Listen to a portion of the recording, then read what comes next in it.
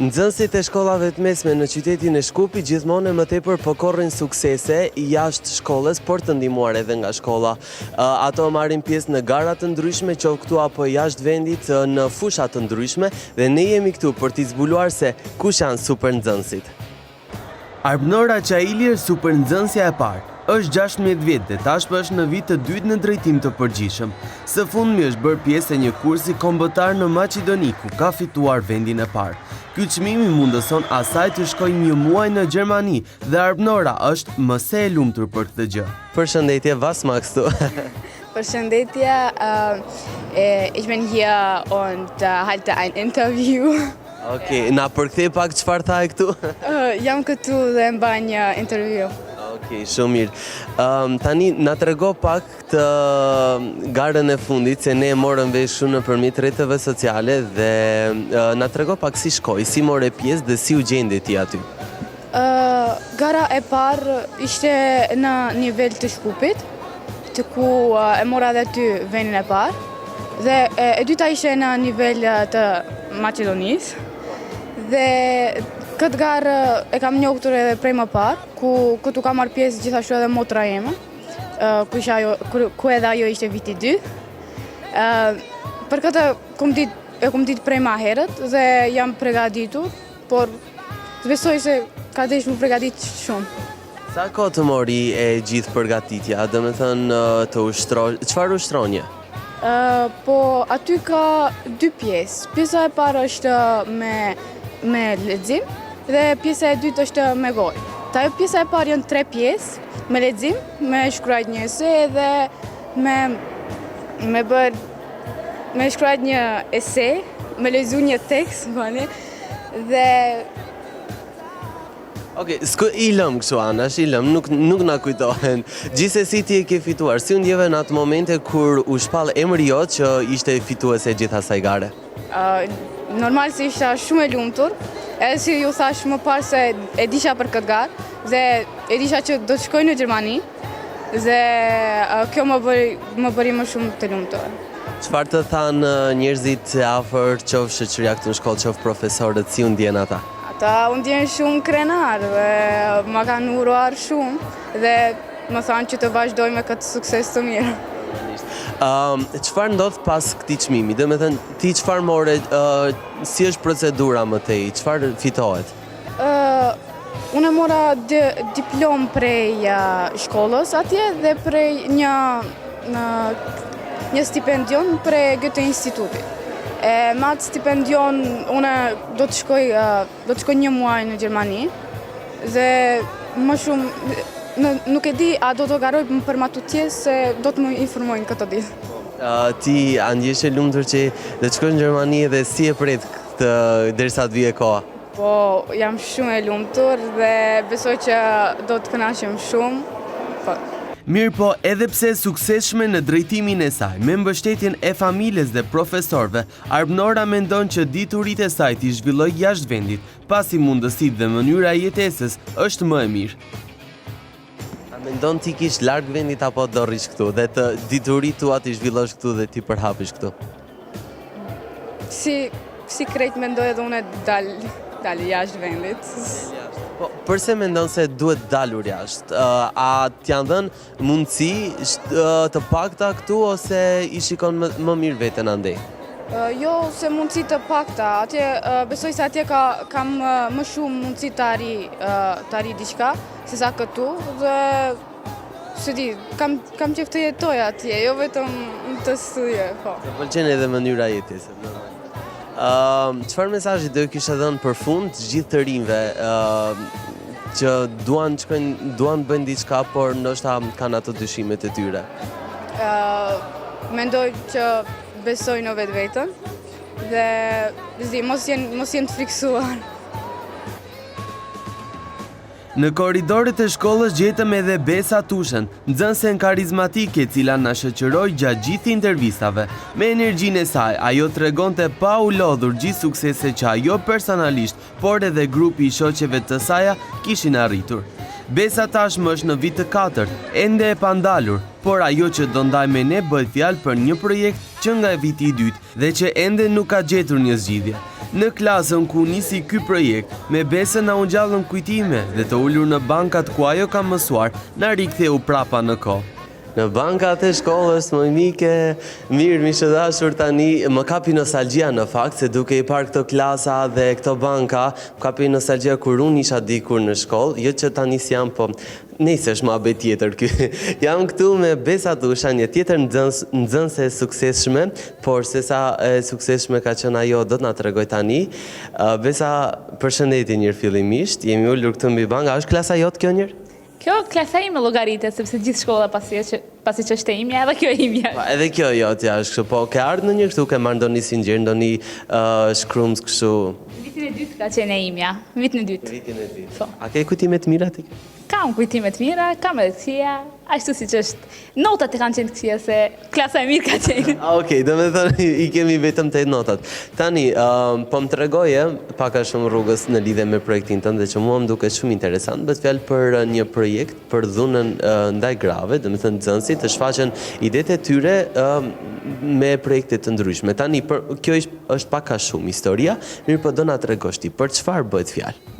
Më saktësisht para 2 vjetëve, kur ishim në vitin e dytë, kur ishim në këtë klasë, profesoresha e biologjisë na tregoi për një mundësi për të aplikuar në një garë tek një shoqat jo qeveritare të rinjët munden dhe ne duke pas parasysh se ishte një kohë e shkurtër, vendosëm të paraqisim një projekt i cili mendoj se na prek shumë, sidomos edhe neve shqiptarëve, e paraqitëm këtë projekt së bashku me 2 shoqet e mia, Sibel Jahi dhe Amra Isufi. Ky projekt ka qenë i tillë ashtu që ne kemi dërguar të gjithë dhënat tona tek të rinjët munden, pastaj ato na kanë thirrur në intervistë, i kemi treguar se çfarë mendojmë ne të bëjmë dhe në gjithë ata që kanë aplikuar vetëm 8 grupe janë pranuar, nga ato 8 grupe ne kemi qenë të vetmet, madje ne kemi qenë të vetmit shqiptar. Tani, më tha pak se e keni marrë vesh shumë vonë dhe për sa periudhë kohore jeni përgatitur ju, a ishte shumë shpejt? Nuk dua të gënjej, ka qenë vetëm 2 ditë. Vetëm 2 ditë? E si a dolet ju për 2 ditë të bëni gjithë këtë që bët? Fatmirësisht ka qenë duket e enjte e premte dhe ka qenë fundi javës dhe duhet t'i falenderojmë gjithë profesorët që na kanë dhënë një hapësirë për të marrur për atë projekt dhe të lëm pak anash le ta themi dhojza shkollën. Kemi shkuar në shtëpinë e njërës, shtëpinë e tjetrës, kemi biseduar për projektin. Projekti ka qenë i tillë që ne është dashur që kur na është konfirmuar që ne mund të marrim pjesë në gara, domethënë, na është treguar që vetëm 7 minuta i kemi kohë për ta prezantuar projektin ton para publikut gjatë, ashtu që ne kemi vendosur 4 minuta të paraqisim një video të shkurt ku tregojmë të dhënat për gratë që janë të dhunuara, edhe kemi menduar të paraqisim edhe një si mini të themi pjesë të shkurtër nga ajo që ne duam të paraqisim më pas, edhe kur e shikoj tani atë që kam bërë, atë që kemi bërë bashkë faktikisht, atë sa më duket nostalgjike dhe bukur, atë që më duket shumë amatoreske, nga që nuk ka qenë mirë e përpunuar, mirë po kur kemi dalë në gara, më kujtohet si sot, kur kemi paraqit projektin ton, se para 2 vjetëve kam qenë edhe unë jam rrit tash. Po tashmë, je në kohën kur. Edhe kur kam dalë aty, më kujtohet shumë mirë që edhe pse nuk kemi arritur të marrim vendin e parë, se vetëm vendi i parë ka marrur parat financiarisht është dhëndima, kurse neve jo. Më kujtohet si sot edhe ata që kanë marrë vendin e parë kanë ardhur edhe na kanë thënë që ju është dashur të merrni vendin e parë. Dhe kjo mendoj se është më shumë se sa i vendi i parë që është marrë. Me një tematik ende aktuali si ajo e dhunës ndaj grave, Besa na tregon edhe reagimin e tjerëve pasi kanë parë videon, por gjithashtu tregohet realiste se sa kanë mundësi të rinjt në vendin ku jetojmë. A ka patur reagime, qoftë nga profesorët, qoftë nga prindërit për skenat ose për tematikën që është përdorur në atë video? Atëherë, mami im dhe babi im, le të themi kështu, dhe mami dhe baballarët e shoqëve të mia e dinë shumë mirë që ne kemi qef këto tema sociale të cilat sado që ne mund t'i quajmë që janë tema që shumë rrallë ndodhin ose kështu ndodhin shumë shpesh. Mirë, por le të themi që edhe aty në publik ka pas një pjesë e shkurtër ku na janë parashtruar neve pyetjet dhe ka pas një mashkull i cili ka thënë ka edhe shumë mishkuj të cilët dhunohen nga femrat. Të nuk e keni paraqit edhe këtë aspekt. Mirë po ne jemi munduar të marrim vetëm një person si figurë dhe tek ai të adresohemi. Nuk kemi munduar ta marrim në përgjithësi, edhe pse është edhe ajo shumë e vërtetë dhe mendoj se është një temë për të trajtuar. Pastaj normalisht edhe profesorët na kanë thënë ndoshta do të ishte më mirë të merrni ndonjë temë për fëmijët me sindrom Down ose kështu. Tema që shqetësojnë shoqërinë tonë. Po, edhe mendoj që prap janë tema të bukura, po tani jo gjithë njerëzit ndjehen njëjtë në gjithë temat. Po secila ka atë vendin e vet dhe secila do të trajtuar pastaj në periudha të ndryshme. Çfarë do ndodh në këtë projektin? Kanë kaluar 2 vjeta. Çfarë u bë? Domethënë, a mbeti aty ose vazhdojmë? Në raft të librave, kujto. Jo. Kanë vetur te librat.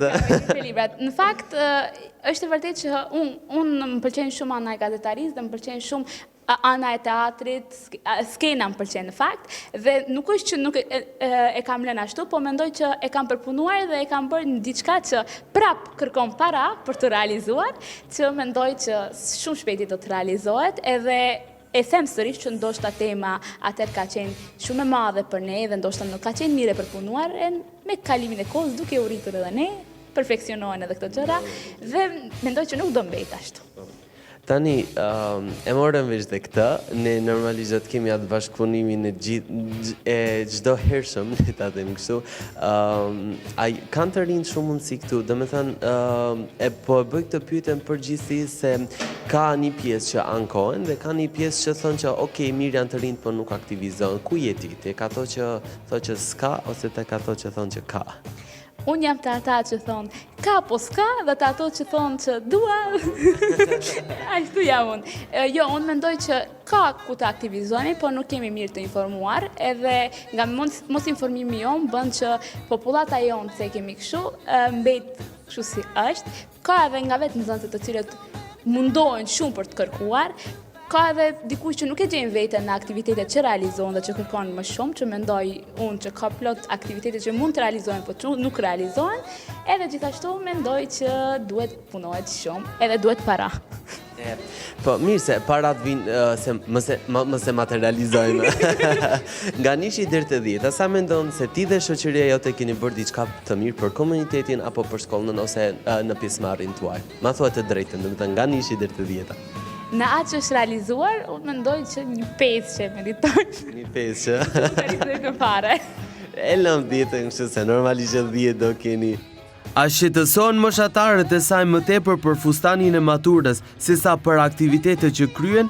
Me humor Besa shprehet kështu.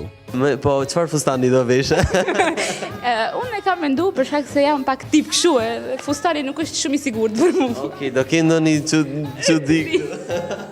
A shqetësohen të rinjt më tepër për fustanin e tyre të maturës sesa për problemet që realisht i kanë? Të themi të vërtetën, tani nuk na interesojnë fare notat, na intereson çfarë fustani do veshim, çfarë kputuc do veshim, sa do na kushtojnë, si do t'i bëjmë flokët, a do t'i lyejmë flokët buzët, jo fest, kuku shumë pas ka leva. Që ka shumë, do dhe lere mos i hym këti. Mirë, çfarë do bësh më vonë ti? Mbaron shkolla nga ke planifikuar vete? Ende jo. Jo, faktikisht unë mendoj që do vazhdoj gazetarin, dhe në qofë se mbes këtu, qofë se në hapen dyert edhe shkojmë edhe jashtë, do më thënë mendoj diçka film, kinema, televizion, radio, do më thënë gjithçka media, gjithçka televizion. Një gjë është e sigurt, ne një ditë do jemi koleg, po se kur mbetet për të farë. Inshallah. I fundit nga super nxënësit në këtë kronik është me të vërtet një super nxënës, pasi ai ka dhe fuqitë e tilla. Ai është karatist, tashmë në vitin e 4. Si një 18 vjeçar, ai ka arritur suksese të shumta, duke u klasifikuar gjithmonë i pari në shumë kampionate ballkanike dhe evropiane. Por si ja ka dalur, sa orë stërvite në ditë dhe çfarë mendon të vazhdojmë më tej? Ndiqeni. Ky djali këtu që shikoni është karatist, por se çfarë është, do na i tregoj gjitha ky, kështu që a ulemi një këtu se kemi dhe këtë. Okej, na u prezanton një fillim, si je ti? Mirë, ju faleminderit së pari për intervistën e mrekullueshme. Unë quhem Recep Mustafovski, jam viti 4 në shkollën e gjimnazin Zeflesh Marku. Me karate merrem që 12 vite. kam suksese të mjaftueshme, të cilat i bëjnë krenar prindërit, trajnerin, shokët, shoqet, profesorë gjithashtu. Jam, domethënë, 8 radhazi kampion shtetëror i Maqedonisë. Jam 3 radhazi kam marrë vendin e tretë në kampionatin ballkanik dhe gjithashtu në kampionate të mëdha ballkanike kam marrë vendin e parë në Sloveni, Kroaci, Serbi.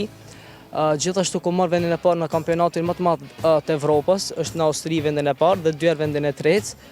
Dhe kam edhe shumë suksese të tjera ndërkombëtare dhe shtetërore, të cilat jam i kënaqur që i kam arritur. Dhe me thënë, unë duhet të ruem, se në një moment, në qofse më një pyetje mund të vjeni kështu, edhe nuk të ngacmoj njërë, se mund të haj kështu gjithsesi. Po, janë gjitha ato se u humba, në gjitha ato arritje, suksese, vendet të para, si është jesh në stop tek të parat? Së parë është mirë t'jesh çdo herë vendin e parë, por është tepër vështirë të marrësh. Çdo herë unë kam çdo ditë stërvitje të rënda të cilit i krye, falënderimi i takon edhe trajnerit i cili më ndihmon çdo herë, por është tepër vështirë t'jesh në majën e karatisëve më të mirë shqiptar dhe gjithashtu të përfaqësosh Maqedoninë është tepër mirë. Dhe gjithashtu tash, do të them, në vitin 2020 tash karateu është ka hyrë në lojrat olimpike.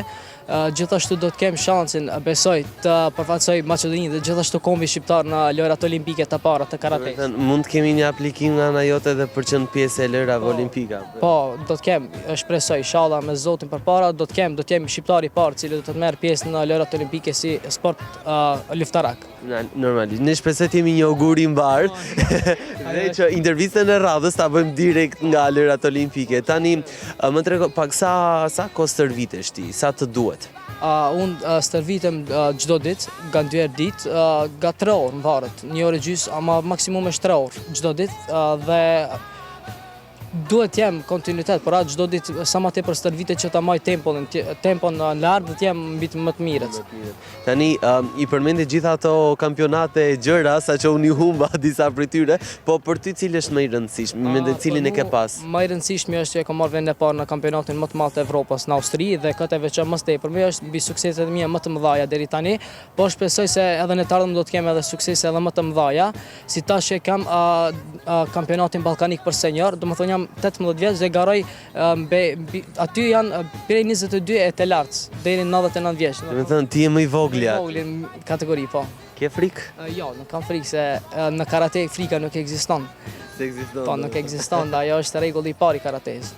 Normalisht edhe ky nxënës ka patur njerëz që e kanë mbështetur, por kush janë ato? A ka oferta nga jashtë? Këto detaje Regjepi na tregon tani. A ke marrë oferta nga jashtë? Në për kampionate që ti bën, a ka dikush agjente dhe të ka pyet tyje që hajde me ne? Kam pasur shansën të jem edhe në Austri për karate reprezentacionin në Austrisë, por nuk kam mundur sepse shkolla, më thonë, kalua dhe babai im nuk don të shkoj bashkë. Ama domethënë më të tjerë shpresoj se mund të shkoj dikun tjetër. Shpresoj. Ti ku dëshiron të rish, këtu ose të shkosh jashtë?